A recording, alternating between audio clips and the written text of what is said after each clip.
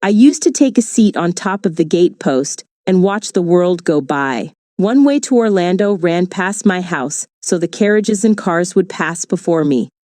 The movement made me glad to see it. Often the white travelers would hail me, but more often I hailed them and asked, "Don't you want me to go a piece of the way with you?" They always did.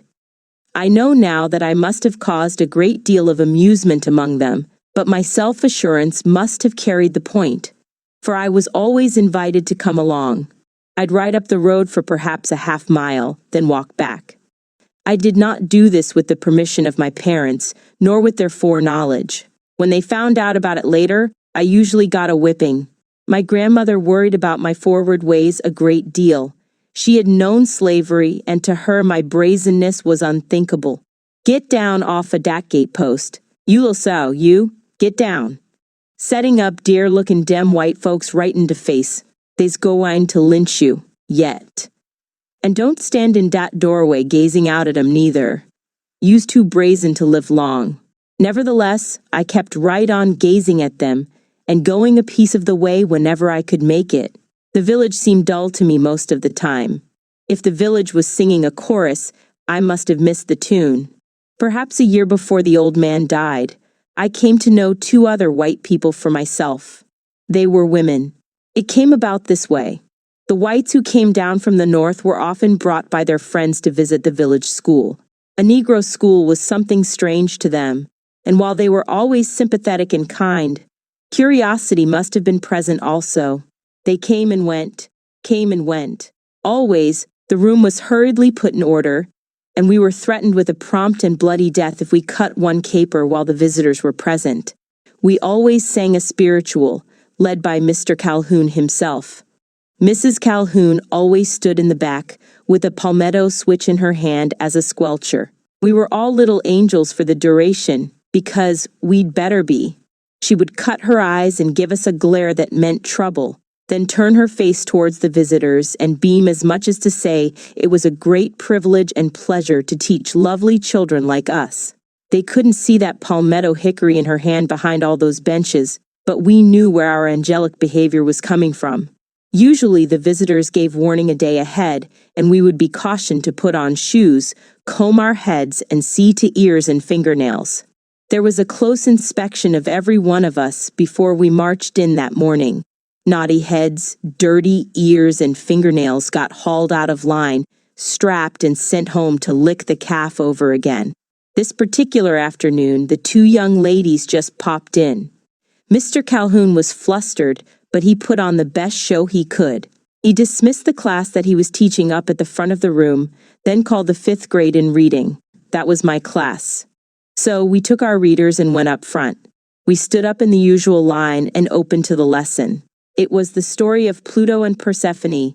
It was new and hard to the class in general, and Mr. Calhoun was very uncomfortable as the readers stumbled along, spelling out words with their lips, and in mumbling undertones before they exposed them experimentally to the teacher's ears.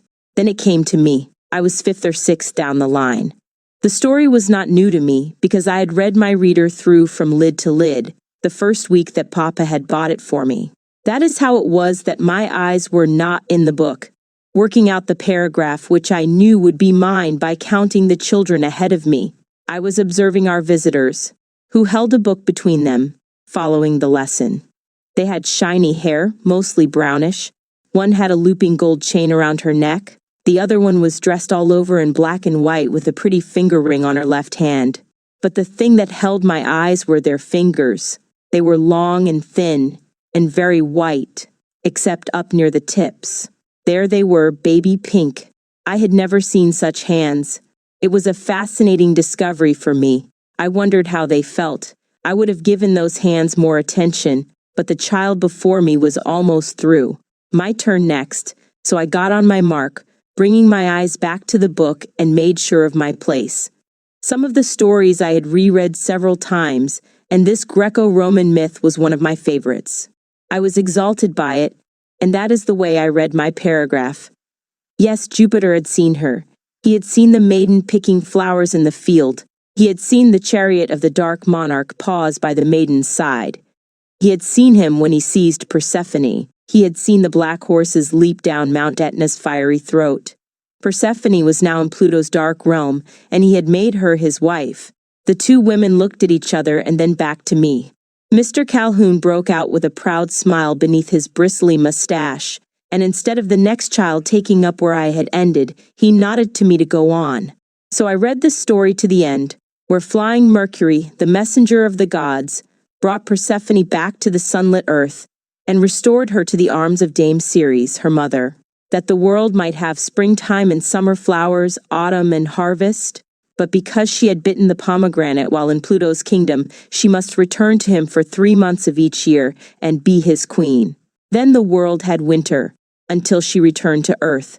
The class was dismissed, and the visitors smiled us away and went into a low-voiced conversation with Mr. Calhoun for a few minutes. They glanced my way once or twice, and I began to worry. Not only was I barefooted, but my feet and legs were dusty. My hair was more uncombed than usual, and my nails were not shiny clean. Oh, I'm going to catch it now. Those ladies saw me too. Mr. Calhoun is promising to tend to me, so I thought. Then Mr. Calhoun called me. I went up thinking how awful it was to get a whipping before company. Furthermore, I heard a snicker run over the room. Henny Clark and Stell Brazel did it out loud, so I would be sure to hear them. The smart aleck was going to get it. I slipped one hand behind me and switched my dress tail at them, indicating scorn. "Come here, Zora Neale," Mr. Calhoun cooed as I reached the desk. He put his hand on my shoulder and gave me little pats. The ladies smiled and held out those flower-looking fingers towards me. I seized the opportunity for a good look. "Shake hands with the ladies, Zora Neale," Mr. Calhoun prompted, and they took my hand one after the other and smiled. They asked me if I loved school, and I lied that I did. There was some truth in it because I liked geography and reading, and I liked to play at recess time. Whoever it was invented writing and arithmetic got no thanks from me. Neither did I like the arrangement where the teacher could sit up there with a palmetto stem and lick me whenever he saw fit. I hated things I couldn't do anything about, but I knew better than to bring that up right there, so I said yes, I loved school. "I can tell you do," Brown Taffeta gleamed.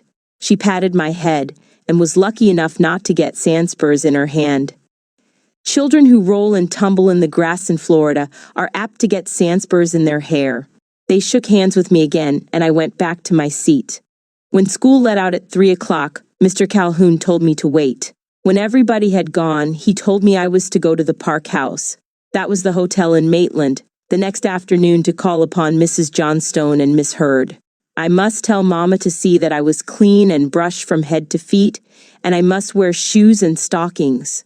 The ladies liked me, he said, and I must be on my best behavior. The next day I was let out of school an hour early and went home to be stood up in a tub of suds and be scrubbed and have my ears dug into. My sandy hair sported a red ribbon to match my red and white checked gingham dress, starched until it could stand alone. Mama saw to it that my shoes were on the right feet, since I was careless about left and right. Last thing I was given a handkerchief to carry, warned again about my behavior and sent off, with my big brother John to go as far as the hotel gate with me. First thing, the ladies gave me strange things like stuffed dates and preserved ginger, and encouraged me to eat all that I wanted. Then they showed me their Japanese dolls and just talked. I was then handed a copy of Scribner's magazine and asked to read a place that was pointed out to me. After a paragraph or two, I was told with smiles that that would do. I was let out on the grounds, and they took my picture under a palm tree. They handed me what was to me then a heavy cylinder done up in fancy paper, tied with a ribbon, and they told me goodbye, asking me not to open it until I got home. My brother was waiting for me down by the lake, and we hurried home, eager to see what was in the thing. It was too heavy to be candy or anything like that. John insisted on toting it for me. My mother made John give it back to me and let me open it. Perhaps I shall never experience such joy again. The nearest thing to that moment was the telegram accepting my first book. 100 goldy new pennies rolled out of the cylinder. Their gleam lit up the world. It was not avarice that moved me. It was the beauty of the thing. I stood on the mountain. Mama let me play with my pennies for a while, then put them away for me to keep. That was only the beginning. The next day I received an Episcopal hymn book bound in white leather with a golden cross stamped into the front cover, a copy of the Swiss Family Robinson, and a book of fairy tales. I set about to commit the song words to memory. There was no music written there, just the words, but there was to my consciousness music in between them just the same. When I survey the wondrous crosses seemed the most beautiful to me, so I committed that to memory first of all. Some of them seemed dull and without life, and I pretended they were not there.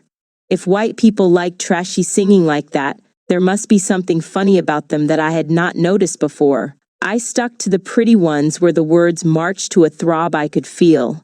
A month or so after the two young ladies returned to Minnesota, they sent me a huge box packed with clothes and books. The red coat with a wide circular collar and the red tam pleased me more than any of the other things.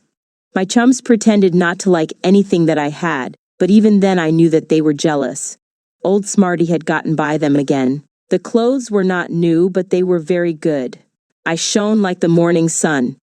But the books gave me more pleasure than the clothes. I had never been too keen on dressing up. It called for hard scrubbings with octagon soap suds getting in my eyes, and none too gentle fingers scrubbing my neck and gouging in my ears.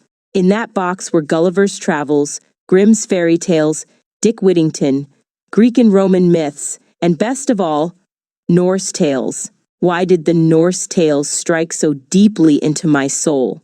I do not know, but they did.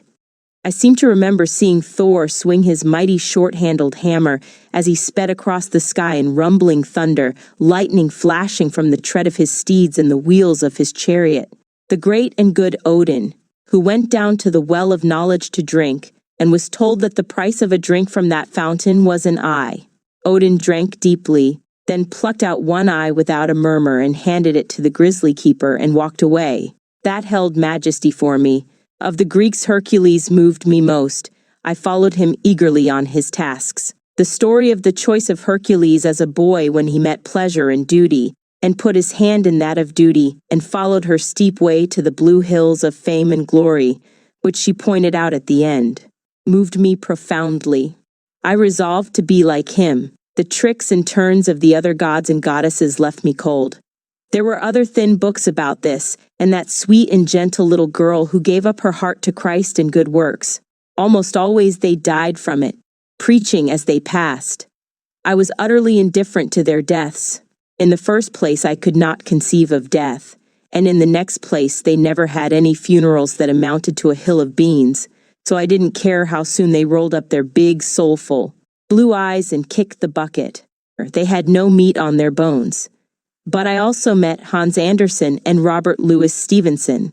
They seemed to know what I wanted to hear and said it in a way that tingled me. Just a little below these friends was Rudyard Kipling in his Jungle Books. I loved his talking snakes as much as I did the hero. I came to start reading the Bible through my mother. She gave me a licking one afternoon for repeating something I had overheard a neighbor telling her. She locked me in her room after the whipping, and the Bible was the only thing in there for me to read. I happened to open to the place where David was doing some mighty smiting, and I got interested. David went here, and he went there, and no matter where he went, he smote him hip and thigh.